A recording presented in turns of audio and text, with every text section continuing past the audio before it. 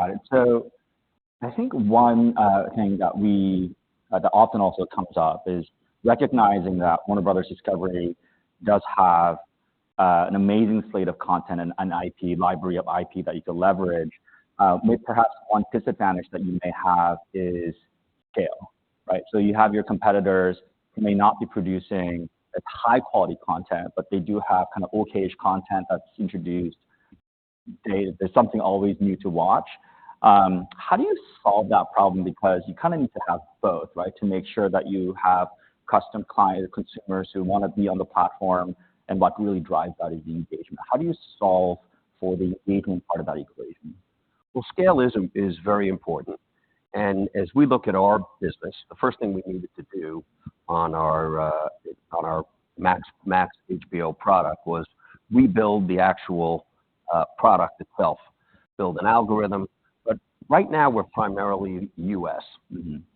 We have 100 million homes, but this is a real catalyst opportunity for us. The DNA of our company is international. When I was at Discovery, I got there, we were 3 channels.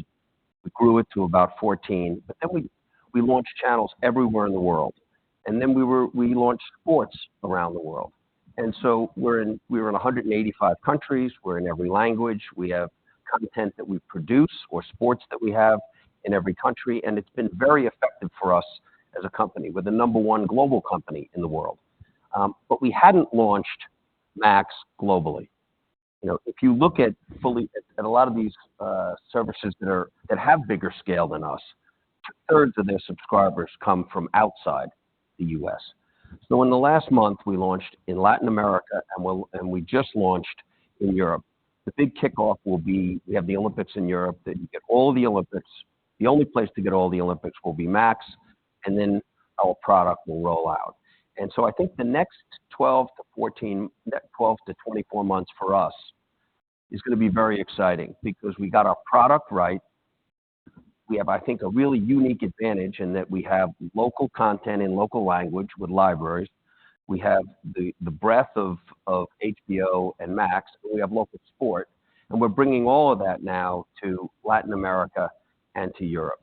And it's exciting because I think it gives us a chance to really scale. In our models, we expect that at least 2/3 of our subscribers over the next several years as we grow will come from outside the U.S. So, you know, we still think that there's growth left in the U.S., but the U.S. is relatively mature.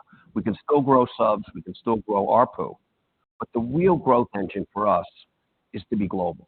And when I look at, at media companies, I think it's very difficult to be a U.S.-only company.